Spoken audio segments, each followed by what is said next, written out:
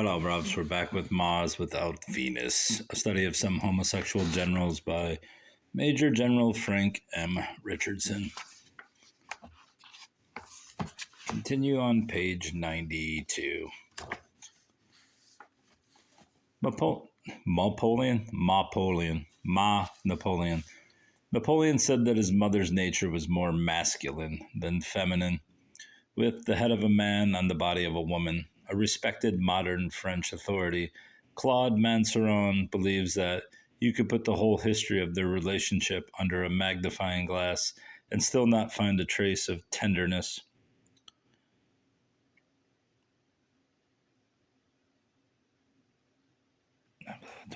Which way to town was the source? It is in such circumstances that the universal human hunger for affection may turn an individual towards homosexuality. Homosexual conduct was prevalent in French military schools in Napoleon's day, and everyone knew about the nymphs and les indecents. One of Napoleon's best friends at Brienne, Loger de Bellecourt, soon became a practicing homosexual. When Napoleon saw how the land lay, he warned Loger about his conduct and later had to knock him about a bit. I tried to beat it out of him, buddy. Vincent Cronin tells the story in some detail, and they had both left school. After they had both left school, Loger, perhaps with the fury of nymph scorned, told a friend that Napoleon had made advances to him. A most unlikely story, I feel. Alexandre de Mazis, or Demazet, whose memoirs, Cahiers, were recently discovered, was a close friend of Napoleon at the military school in Paris, and later a brother officer in an artillery regiment.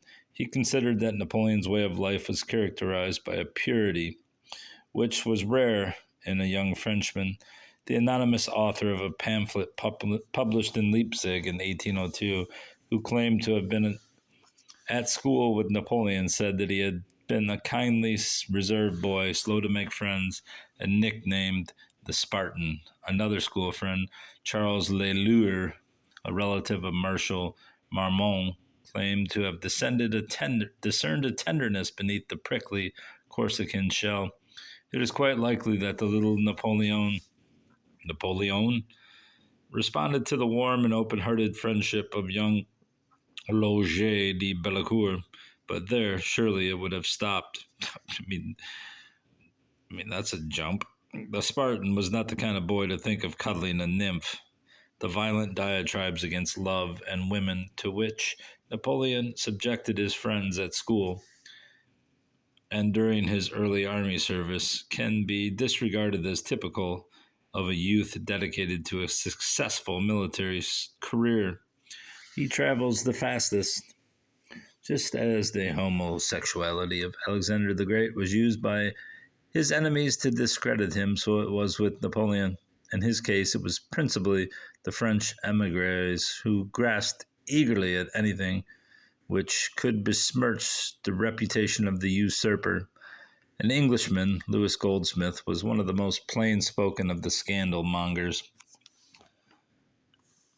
The Secret History of the Cabinet of Bonaparte. He had been a confidant of both Napoleon and Talleyrand, for whom he had written revolutionary propaganda.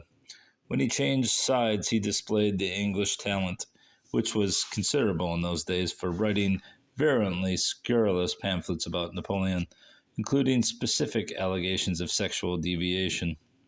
Napoleon played into the hands of such enemies by his open tolerance of homosexuality. Intensely interested in every aspect of human behavior, he understood the so-called psychological homosexual phase of a boy's life. He wrote about one of his brothers, aged 13. He loves his friend as he will love his mistress at 20. He even knew something about what we now call intersex types. He wrote a story about an androgen Sybil, which a Russian writer, Merezhkovsky, recalled sometimes Napoleon himself and sometimes Dionysus, the changeling. Dionysus, whose body was a compound of maleness and femaleness. Napoleon's interest in this obscure subject could have been aroused by awareness of his own curious body, which is described later. His complacency about the widespread homosexuality among his troops in Egypt led many of them to believe that their general was himself addicted to what they called Socratic habits. One might think that he went a bit too far when he wrote that sodomy was the vice of great men of old, and stated his belief that Julius Caesar's conduct at the court of Bithynia was justified in furtherance of his diplomatic mission. See Chapter 3, page 52. The rumors about Napoleon's homosexuality in Egypt were intensified when he adopted, as his personal servant, a handsome young Georgian Mameluke, aged 17, who thereafter never left his side until 1814. French royalists began to accuse Napoleon openly of sodomy, which they alleged was confirmed by his soldiers.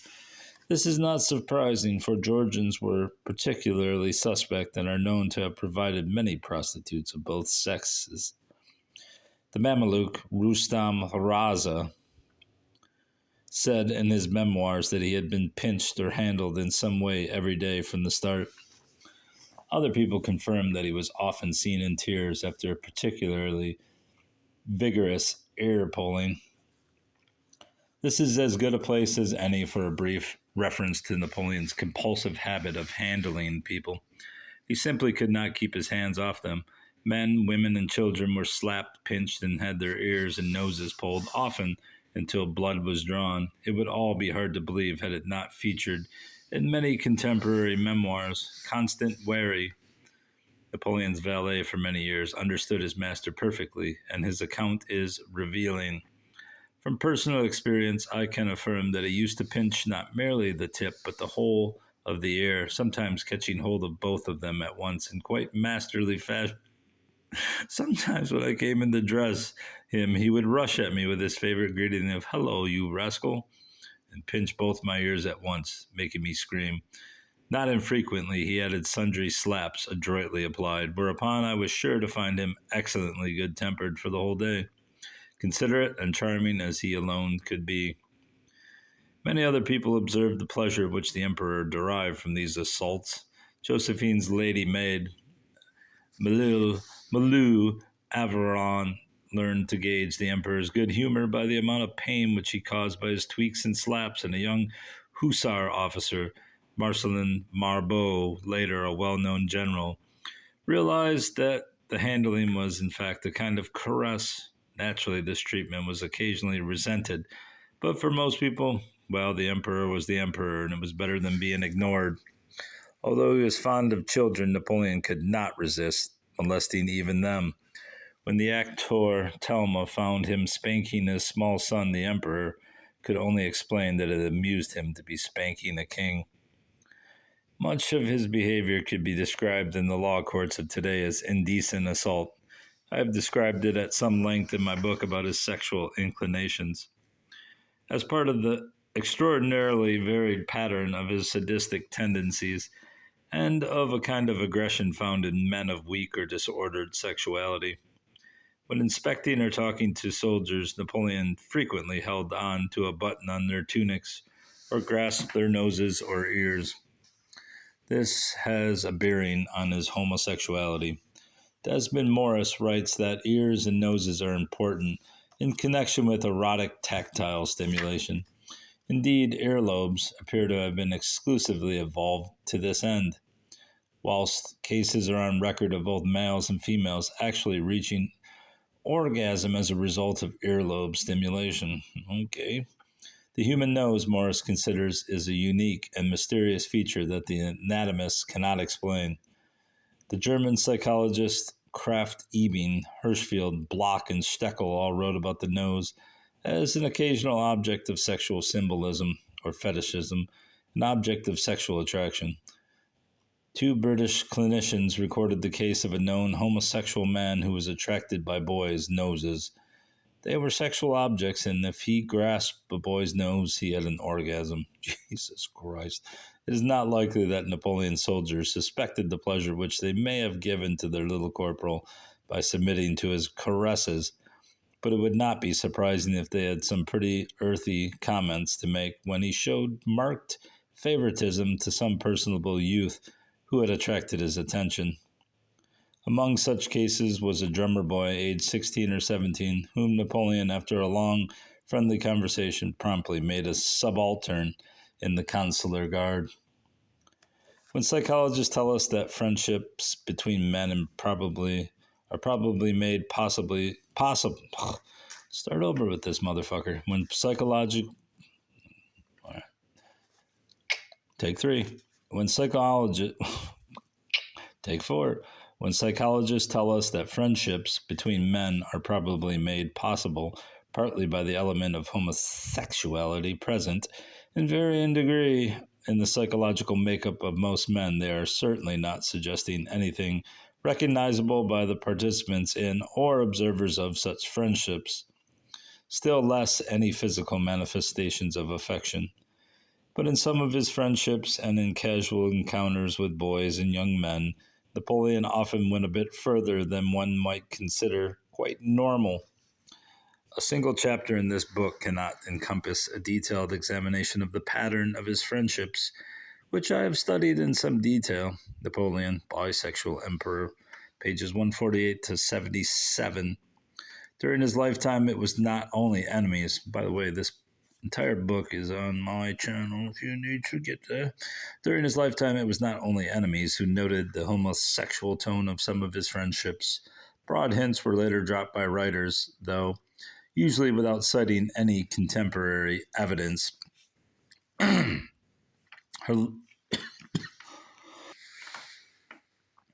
Hilaire Belloc, for example, wrote, somewhat obliquely as was no doubt appropriate in 1932, about Napoleon's affectionately intimate friendship. When he was a lieutenant of artillery with a Corsican artist, Joseph Soracchi, and who had much of the virtue, all of the vices which attach to men of his kind. So far as I know, I am the only one who has described the homosexual overtones in Napoleon's passionate, if brief, courtship of Tsar Alexander I of Russia. Initially, of course, for political reasons, I will confine myself here to saying that they were an extremely odd pair of emperors. Alexander being the odder of the two, Napoleon said that he had never quite understood the Tsar's mind, which there was a piece missing. When he first saw Alexander on that raft in the Niemen, he cried out, "It is Apollo." During subsequent months, the warmth and frequency of their hugs and kisses were seen by surprised courtiers to go well beyond the customary formal embraces. When, once again, they were enemies, Alexander said sadly, "How I loved that man," whilst Napoleon insisted that their mutual affection had been sincere, saying, "He pleased me and I loved him."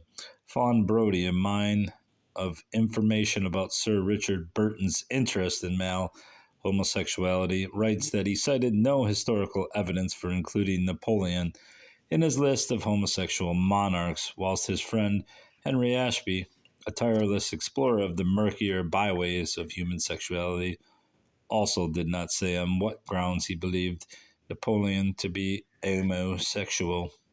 The first psychologist to attempt a serious study of Napoleon's homosexuality was a German, Dr. N. Pretorius. He concluded that Napoleon was not homosexual, but his reasons for this are certainly not convincing by the standards of some 60 years after. He wrote his essay. I don't know what that means. For example, one reason was that he could not convict the emperor of sodomy. Quite rightly, I feel, but the point is irrelevant. Then he could not believe that, if the emperor had indeed been homosexual, he would have chosen as the object of his affection a general of about his own age, rather than a good-looking, effeminate youth, hübsche Effeben, or I'm going to attempt that. This betrays a basic misunderstanding of the nature of homosexual attraction. The general of whom Dr. Pretorius wrote was Duroc, whom Napoleon himself claimed as his only real friend. Friendship is only a name. I love nobody. I do not even love my brothers, except perhaps Joseph a little from habit and because he is my elder. And Duroc, I love him too, but why? Because his character pleases me. He is stern and resolute, and I believe the fellow never shed a tear. Gerard Christophe Michael Durac, a good-looking, curly-haired young man, was 24, 3 years younger than Napoleon when he became his aide-de-camp, beginning an exceptionally intimate relationship, ended only by his death in battle 15 years later. Like Rustam, he seldom left the emperor's side and was, in many matters, his most intimate confidant, accepted by Napoleon's entourage as essential to the emperor's well-being. In the Tuileries, his bedroom was next to the emperor's, as is his tomb in the Hôtel des Invalides. They often took walks together incognito in the early morning, and they communicated by a private sign language, which Marie Waluska thought rather schoolboyish. In the course of his rapid rise to marshal's rank as Grand Marshal of the Palace, Durac superseded some generals who were senior to him in rank and service. Naturally, he had enemies. Some found him cold, even repellent, but Napoleon knew better. Durac, he said, had lively, tender, and concealed passions, little corresponding with the coldness of his manner. A homosexual component in the famous friendship was suspected, and there was some speculation about Durac's dying words. "I have nothing to reproach myself with," if they were ever spoken. He was horribly wounded by a cannonball at Worchen, the final engagement in the ferocious 3-day Battle of Bautzen, and according to some witnesses, he never regained consciousness. An article in Biography Michaud in 1814, using the word favori rather pointedly 3 times, described Durac as having been even frequently the accommodating agent of the most secret pleasures of his master. An innuendo by a general who knew Napoleon well went about as far as was acceptable when writing about the nation's hero.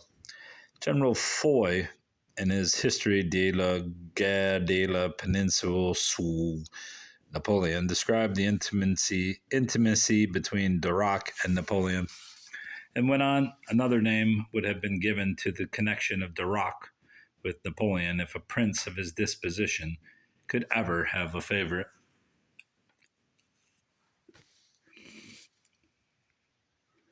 For Dr. Pretorius, much turned on the implications of the word favori. He contended that it could have no sexual connotation except in relation to the lady loves or mistresses of a sovereign.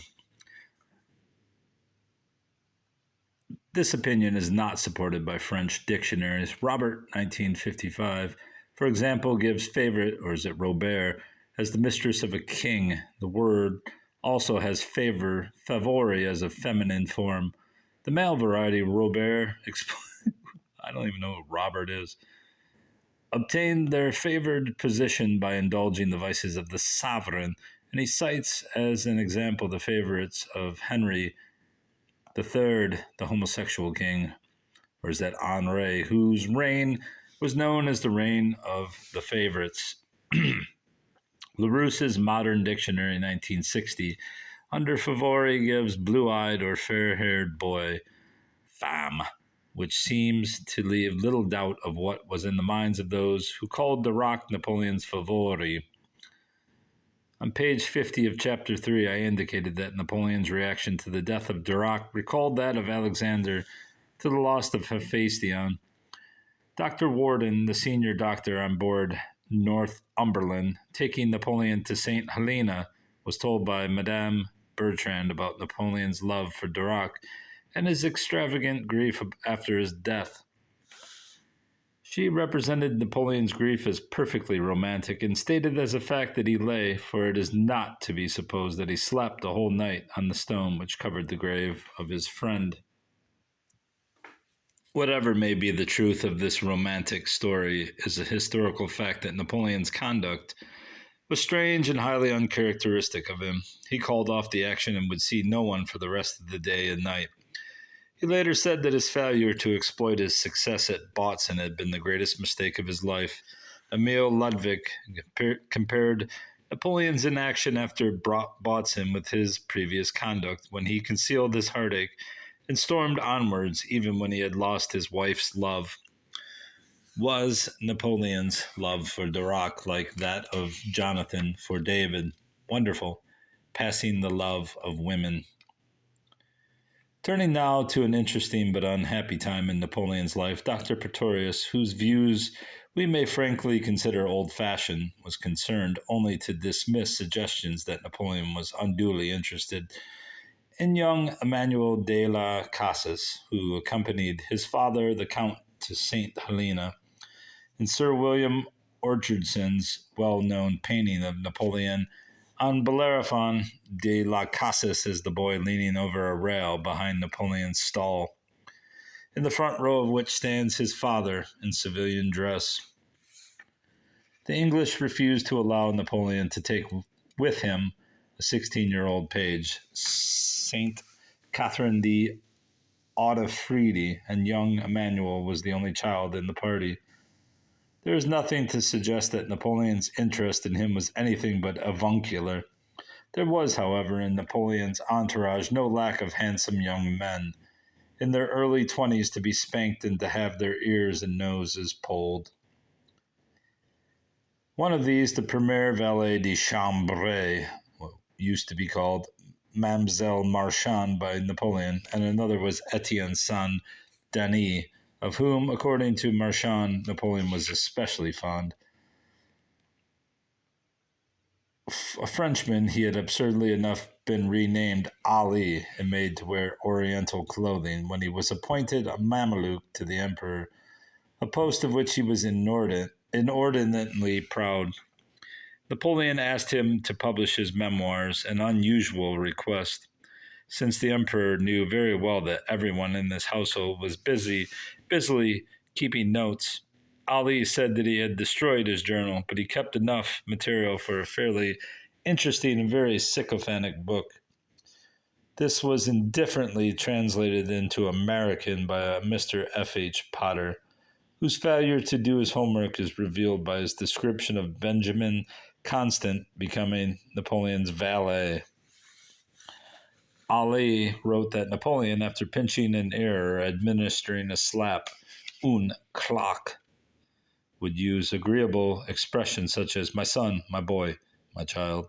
Whether it was the inadequacy of his research or his narrow comprehension of the nature of homosexual attraction which led Dr. Pretorius to overlook the curious case of General Gourgaud, his failure to discuss it does not tend to invalidate his conclusions.